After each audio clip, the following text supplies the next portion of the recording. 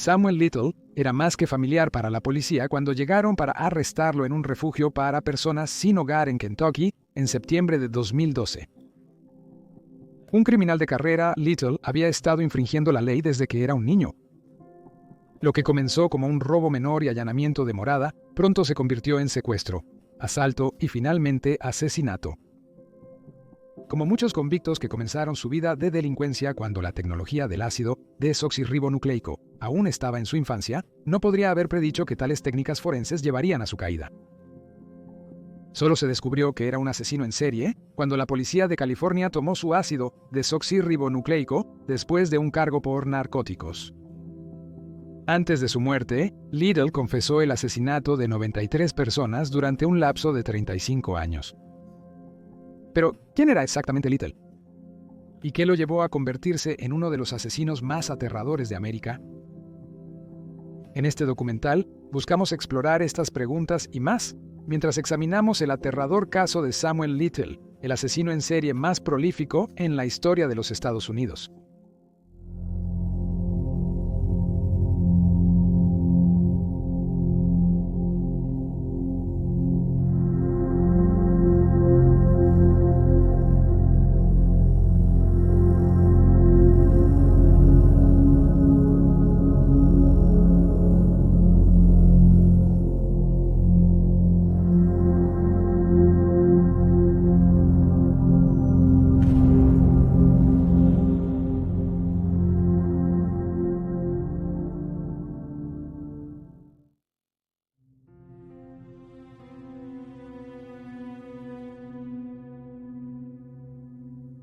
Samuel Little nació como Samuel McDowell el 7 de junio de 1940 en el pueblo de Reynolds, Georgia, a unos 60 millas al sur de Atlanta.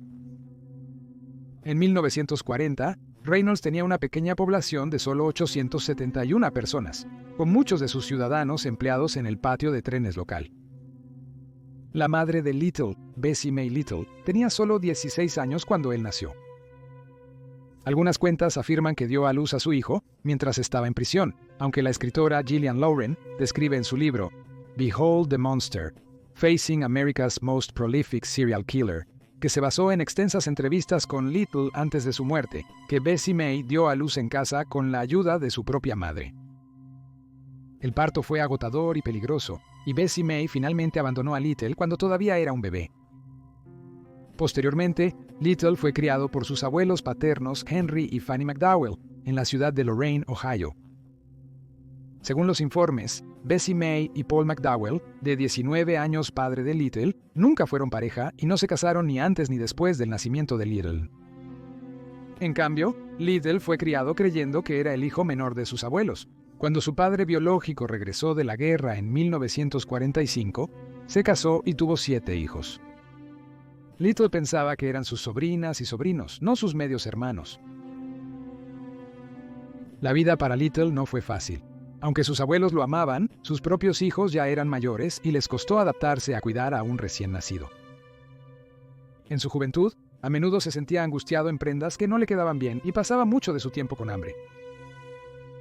La mayoría de los niños McDowell, que él creía sus hermanos, no se llevaban bien con Little y solían tratar mejor a sus propios hijos que a él. En la escuela era un estudiante pobre y desinteresado. Empezó a tocar la trompeta, pero no duró mucho. Según informes, estaba ansioso por jugar béisbol, pero nunca llegaba a tiempo a la práctica. Esta también fue una oportunidad desperdiciada. Se ha alegado que cuando era niño, Little fue abusado sexualmente por un tío, aunque no está claro si esto fue un incidente aislado o un problema continuo durante su infancia. Little inició su carrera criminal a los 8 años. Empezó a abrir los capós de los autos del vecindario, robando las baterías y vendiéndolas a 75 centavos cada una. En este tiempo, desarrolló un interés en los cuellos de las mujeres y niñas cercanas a él. Más tarde le dijo a los investigadores que un día mientras estaba en la escuela, tuvo su primera erección mientras observaba a su maestra de jardín de infantes tocarse el cuello. Su fetiche por los cuellos pronto comenzó a atormentarlo. Después de su arresto en 2012, Little le dijo a la policía que una vez soñó con matar a una compañera de clase que se había acariciado el cuello mientras se burlaba de él. Luego, Siendo adolescente, estaba mirando una revista de crímenes reales cuando encontró una serie de fotos que mostraban a una joven estrangulada. Posteriormente, colgó la foto en su pared y comentó que la joven de 18 años tenía un cuello hermoso. En 1954, a los 13 años, Little fue enviado a la Escuela Industrial para Niños, un reformatorio cerca de Lancaster, Ohio, después de ser atrapado robando una bicicleta. Fue registrado con el nombre de sus abuelos y en su tarjeta se señaló que se ignoraba el paradero de su madre. En la escuela reformada, los estudiantes dedicaban el mismo tiempo al aprendizaje y al trabajo manual. Los niños vivían en cabañas tipo dormitorios en lugar de celdas, cada una supervisada por chicos mayores y segregada por raza. La escuela se describía a sí misma como fundada en la idea del sistema abierto. Los niños vivían de forma casi independiente y autosuficiente, cocinando con cultivos que crecían y cosechaban en una granja en la propiedad. Preparaban sus comidas y aprendían a coser y reparar su ropa. Y la escuela ofrecía algunos estudios vocacionales interesantes, incluyendo herrería, carpintería, zapatería y sastrería. No había guardias, solo chicos mayores conocidos como padres de la casa. Se ofrecían actividades extracurriculares como boxeo y equipo de perforación. Los estudiantes buscaban minimizar los informes disciplinarios y ganar puntos por su buen comportamiento. Entre mejor se portaban, más rápido volvían a casa. Sin embargo, Little pronto se estableció como un alborotador. Respondía y peleaba, y a menudo lo ponían a trabajar en la granja como castigo. Los maestros notaron que el niño de 13 años no respondía a incentivos ni amenazas. A pesar de su mal comportamiento, fue liberado a los 15 años, tras pasar unos 19 meses en el reformatorio. Fue alrededor de este tiempo que descubrió la verdadera identidad de sus padres, que eran sus abuelos, y que Paul no era su hermano mayor. Él era su padre. Después de salir del reformatorio, Little siguió con su comportamiento criminal destructivo. A los 16 años, en 1957, irrumpió en una tintorería y robó 2 trajes y un sombrero. Fue condenado a 17 meses en el reformatorio del estado de Ohio. Allí, un compañero de prisión le entrenó en boxeo. Ya medía 6 pies y era rápido y fuerte, intimidante a pesar de no ser aún un adulto. Se le conoció como la máquina y la ametralladora. Fue mientras estaba encarcelado que Little también descubrió su interés por el arte. Un recluso le pidió que le enseñara a pelear. A cambio, el recluso enseñaría a Little a dibujar. Para cuando salió de prisión, era un artista prometedor y un luchador en ascenso. Sin embargo, en los años siguientes, Little tendría más problemas legales. Fue liberado bajo palabra en 1965 a la edad de 25 años, y tras su liberación, tomó un trabajo en la planta de acero en Lorain con su abuelo, Henry. Aunque odiaba el trabajo, se mordió la lengua y esperó su momento, con la esperanza de que su carrera de lucha despegara pronto. No lo hizo. Entretanto, conoció a Jackie Pellerin, una mujer casada. Reflexionando más tarde sobre su matrimonio y sus relaciones a largo plazo, Little señaló que a diferencia de la mayoría de los hombres, él se excitaba sexualmente al mirar el cuello de las mujeres, aunque afirmó que con el tiempo evitó mirar sus cuellos para no lastimar a la mujer que le importaba. Según informes, esto provocó una vida sexual mediocre entre Little y Jackie, y con sus novias posteriores.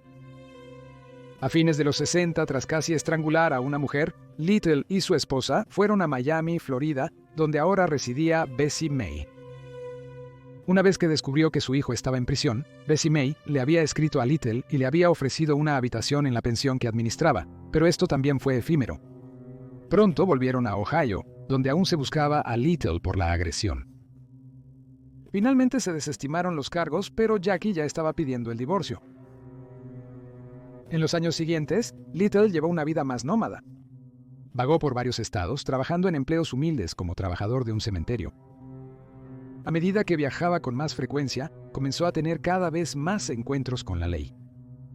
Fue arrestado en 8 estados por delitos, incluyendo conducir bajo los efectos del alcohol, fraude, hurto en tiendas, solicitación, robo a mano armada, violación y asalto agravado. Para 1975, había sido arrestado 26 veces en 11 estados diferentes.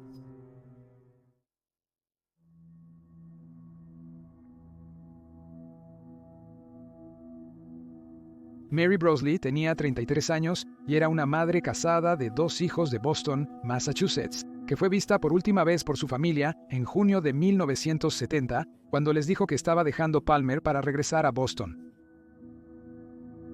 En un bar de Miami, en la víspera de Año Nuevo de 1970, conoció a Little. Conversaron y tomaron algunas copas juntos. Según informes, le dijo a Little que decidió abandonar su estado natal porque su familia la había confrontado por su problema con la bebida. Había dejado todo atrás, su matrimonio y sus hijos, buscando algo, aunque no estaba segura de qué. Al final, aceptó pasear en auto con Little. La pareja manejó por la United States 27 hacia los Everglades y paró en un lugar remoto. Según los investigadores, Mary se subió al regazo de Little y jugó con una cadena alrededor de su cuello cuando él repentinamente comenzó a estrangularla. Una vez que ella murió, él enterró su cuerpo en una tumba poco profunda. Más tarde le diría al Federal Bureau of Investigation que esta fue su primera víctima. Le dijo a un ranger de Texas, era como las drogas. ¿Llegué a gustarme? El cuerpo de Mary fue descubierto alrededor de 23 días después, aunque no fue identificada hasta el 2017, cuando los registros dentales le devolvieron su nombre.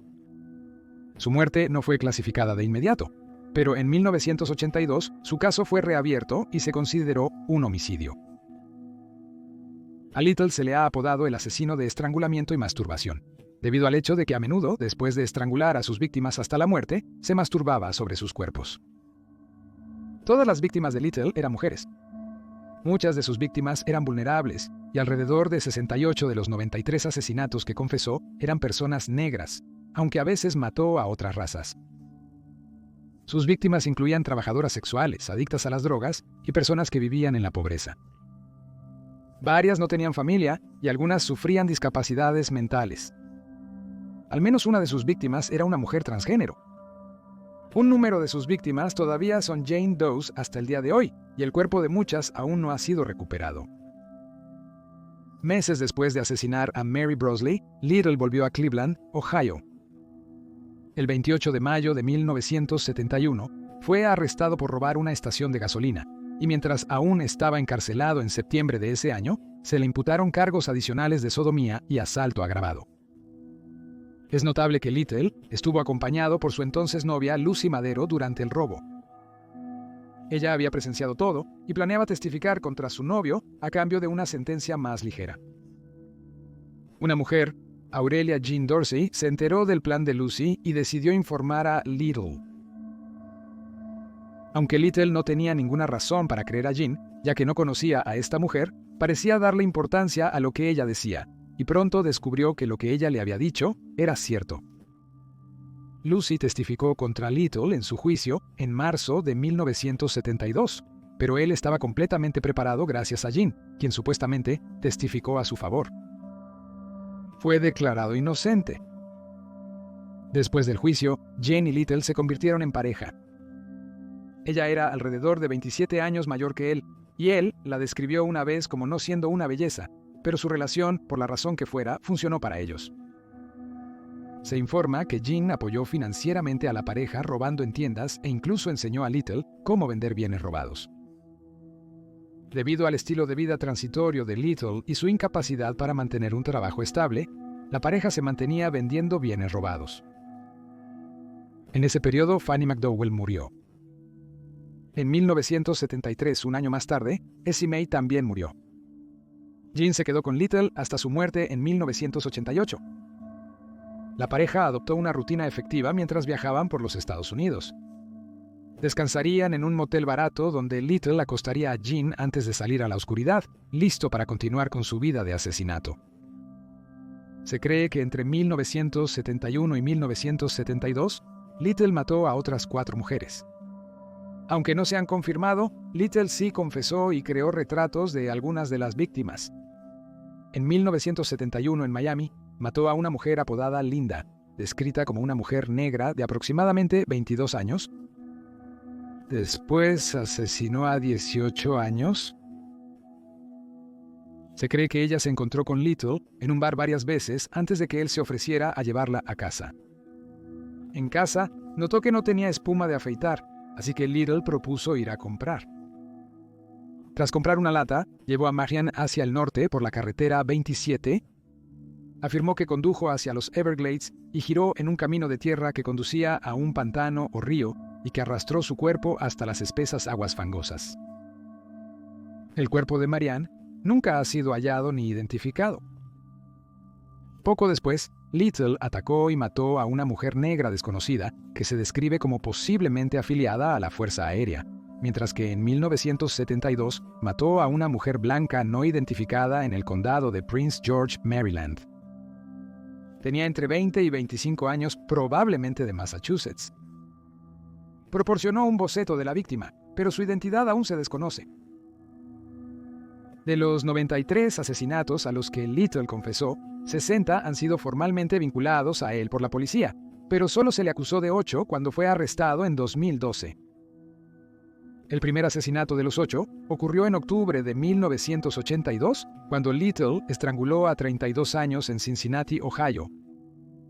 Su cuerpo fue sepultado en un bosque de Grove City. En 1984, asesinó a Mary Jo Payton de 21 años después de que se conocieron en un bar. Luego, Little la llevó a una fábrica abandonada, donde la estranguló y tiró su cuerpo por una escalera. Sus restos fueron hallados en julio del mismo año, pocos meses después de su fallecimiento. En el verano de 1987, el cuerpo de Carol Linda Alford, de 41 años, fue hallado en un callejón en Los Ángeles, California. La víctima fue despojada de la cintura para abajo, golpeada y estrangulada hasta la muerte. En agosto de 1989, Little dejó el cuerpo de Audrey Nelson Everett, de 35 años, detrás de una discoteca en Los Ángeles. Igual que Carol Alford, Audrey estaba desnuda de la cintura para abajo y había sido golpeada en la cabeza antes de ser estrangulada. Las quemaduras de carretera en su piel sugerían que había sido arrastrada por una superficie rugosa antes de morir, y su extensa lista de lesiones incluía una vértebra aplastada. El mes siguiente, el cuerpo de Guadalupe Apodaca, de 46 años, fue encontrado en un taller de reparación de automóviles abandonado después de que un niño miró por la ventana y vio los restos. Se determinó que su asesino se arrodilló en su pecho y la estranguló hasta la muerte, provocándole una convulsión. Como las otras 2 víctimas, estaba desnuda de la cintura hacia abajo. El 28 de julio del año siguiente, Sena Marie Jones, una mujer de 30 años de Memphis, Tennessee, que había desaparecido a principios de mes, fue hallada muerta en Arkansas. Pescadores descubrieron su cuerpo junto al río Mississippi. Durante su confesión, Little afirmó que Sena, de unos 28 o 29 años, era trabajadora sexual y que la recogió de un hotel en Memphis. Posteriormente la estranguló en su coche y la arrojó al río en Arkansas. Sena fue identificada en 2022. Las últimas 2 víctimas cuyos asesinatos se le imputaron a Little son Rose Evans y Denise Christie Brothers. Rose tenía 32 años cuando fue asesinada en Cleveland en agosto de 1991. Según informes, Little ofreció llevarla, la estranguló en su vehículo y arrojó su cuerpo en un lote. Mientras tanto, Denise también tiene 32 años y es madre de 2 hijos. Fue hallada sin vida en Odessa, Texas, en febrero de 1994 tras ser reportada como desaparecida un mes antes. También hay muchas confesiones de Little sobre víctimas que aún no se han emparejado con cuerpos o casos de personas desaparecidas. Según Little, en otoño de 1982 conoció a una mujer negra en Nueva Orleans. Tenía entre 30 y 40 años, medía entre 1.73 y 1.75 metros y pesaba alrededor de 72 kilos. Llevaba un vestido con botones al frente y cabello mediano. Afirmó que se encontraron en un club donde ella asistía a una fiesta de cumpleaños y que él le había ofrecido llevarla y ella había aceptado. Little recordó que la mujer vivía con su madre, que estaba enferma, y le dio a Little las llaves de su casa, aunque no está claro por qué. Finalmente, Little llevó a la mujer a un bosque, la asesinó y abandonó su cuerpo. 2 años después, en Los Ángeles, Little estranguló a una mujer negra descrita como baja y gruesa. Posteriormente, abusó sexualmente del cadáver en un camino de servicio fuera de la I-10 antes de arrastrar su cuerpo hasta la mitad de la colina y abandonarlo. En 1984, mientras conducía de Lorain a Cincinnati, Little afirmó que se encontró con una mujer blanca rubia con aspecto de hippie. La describió como de unos 25 años, de 1.67 a 1.70 metros de altura y entre 59 a 77 kilogramos. Le dijo a Little que necesitaba un viaje a Miami, Florida, donde vivía su madre.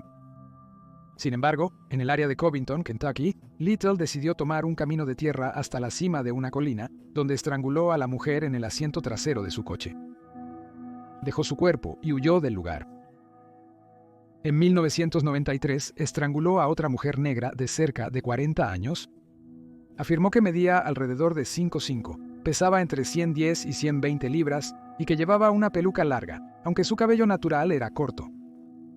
Little recordó que la mujer tenía un hijo entre las edades de 19 y 23 años y que la estranguló en una habitación de motel en Las Vegas, Nevada. Después del asesinato, condujo hasta un camino remoto en las afueras de la ciudad y arrojó su cuerpo por una pendiente empinada. Investigadores declaran que probablemente su cuerpo nunca fue encontrado. Little afirmó que en 1992 o 1994, mientras estaba en Little Rock, Arkansas, estranguló a una mujer negra de 24 años. La describió de entre 5 pies 5 y 7 de altura, pesando alrededor de 200 libras. Mencionó que estuvo con ella varios días y robaron juntos en tiendas y dijo que probablemente se llamaba Ruth. Después de matar a la mujer, dejó su cuerpo cerca de un campo de maíz.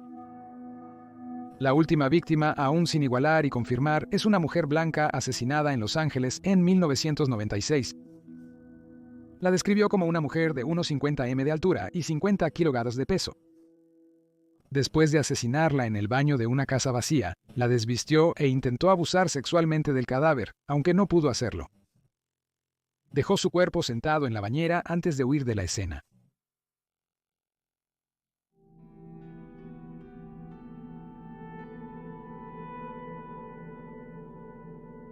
Tras ser absuelto por el robo de la gasolinera, Little volvió a su vida delictiva.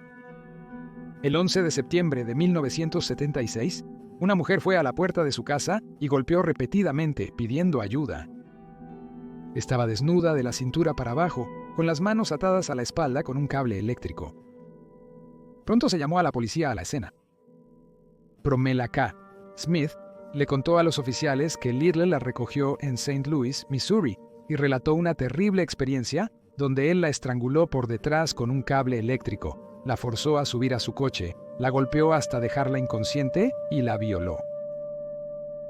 Little, de 36 años, fue encontrado por los oficiales en su vehículo cerca de la escena del crimen. El coche llevaba las joyas y la ropa de Promella. Negó haber violado a la mujer, alegando que solo la golpeó. Y fue arrestado y finalmente encontrado culpable de asalto con intención de violar.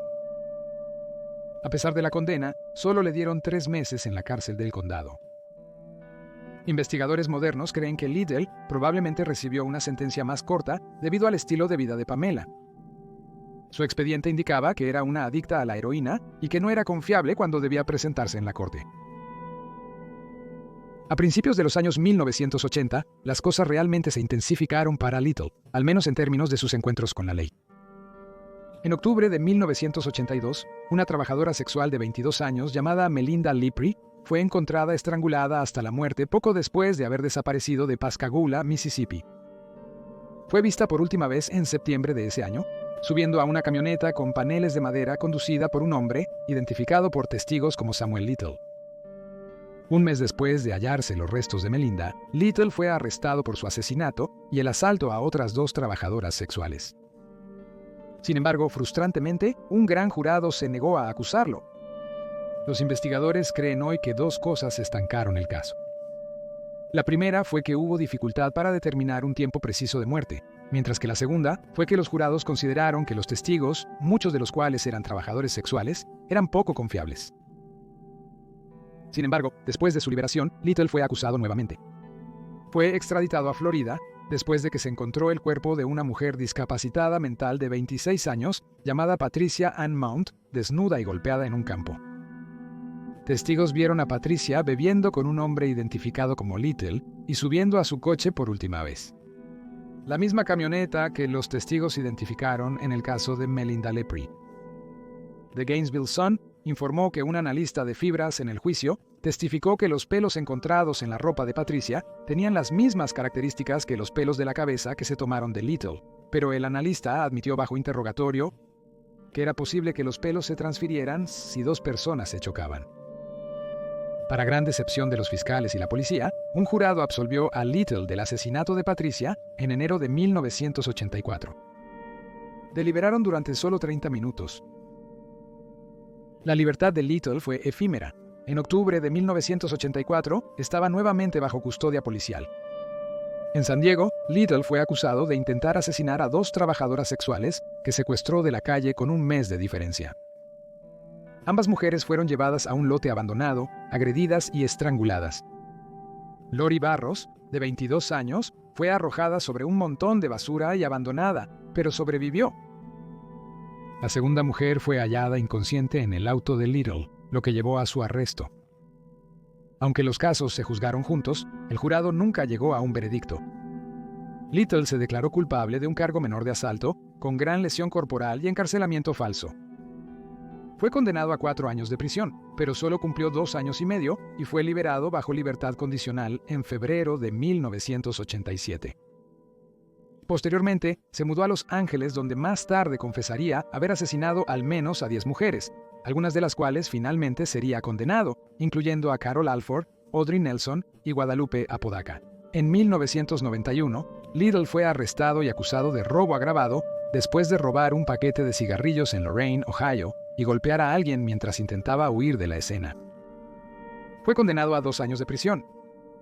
Entre entonces y 2006, tuvo varios otros problemas con la ley en 7 estados diferentes, incluyendo robo, hurto en tiendas, hurto mayor y conducir bajo los efectos del alcohol.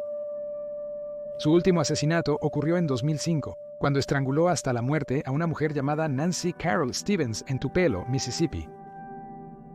2 años después fue arrestado en Los Ángeles por posesión de cocaína y se declaró culpable. Sin embargo, no asistió a un programa de rehabilitación ordenado por el tribunal, resultando en una orden de arresto en su contra. Durante años, Little evadió a la policía, pero finalmente fue rastreado hasta un refugio para personas sin hogar en Louisville, Kentucky, en septiembre de 2012 tras usar un cajero automático en una tienda cercana.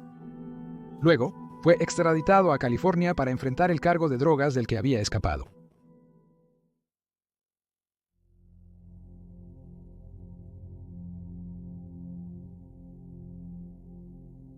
Tras su arresto, el 5 de septiembre de 2012 se tomó el ácido desoxirribonucleico de Little. Pronto se demostró que estaba vinculado con los asesinatos de 3 mujeres en Los Ángeles: Guadalupe Apodaca, Audrey Everett y Carol Alford. Fue acusado de 3 asesinatos el 7 de enero de 2013. Afirmó no reconocer a las mujeres a pesar de que su ácido desoxirribonucleico fue recogido de los cuerpos. Pero durante mucho tiempo, los investigadores anunciaron que se estaba examinando a Little en relación con decenas de asesinatos a lo largo de los años 1970, 80 y 90, lo que también llevó a la reapertura e investigación del caso de Melinda Laprie en Pascagoula. Después de un breve juicio, Little fue encontrado culpable de 3 cargos de asesinato en primer grado en las muertes de Carol Alford, Audrey Everett y Guadalupe Apodaca, y fue condenado a 3 cadenas perpetuas consecutivas sin la posibilidad de libertad condicional. Protestó su inocencia a pesar de las abrumadoras pruebas en su contra, pero esta vez no tenía a dónde huir.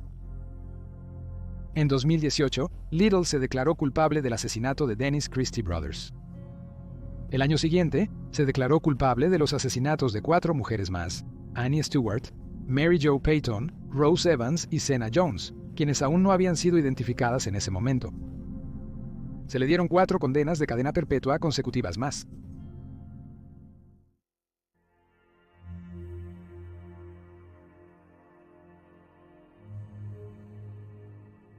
Little cumplió sus condenas en la prisión estatal de California en el condado de Los Ángeles hasta su muerte el 30 de diciembre de 2020.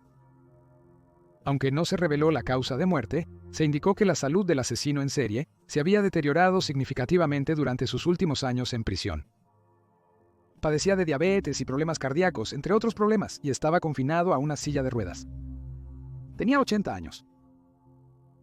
Little mantuvo su inocencia hasta el 2018, solo 2 años antes de su fallecimiento, donde conoció a un ranger de Texas llamado James Holland, quien estaba determinado a encontrar justicia para las familias de las víctimas de Little. El oficial de la ley mostró bondad al convicto y habló con él como si fuera un amigo. Hablaron sobre sus familias y deportes, y Holland le traía a Little su desayuno favorito cuando lo visitaba. Holland siempre se refería a Little como Sammy, un apodo cariñoso que la familia de Little le había dado durante su infancia.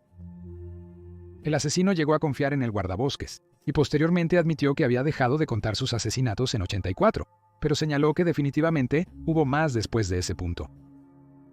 Holland logró obtener 93 confesiones de Little durante 650 horas de entrevistas a lo largo de 18 meses.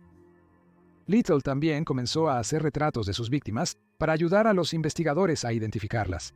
Las autoridades han señalado que Little tenía una memoria escalofriantemente precisa de sus asesinatos.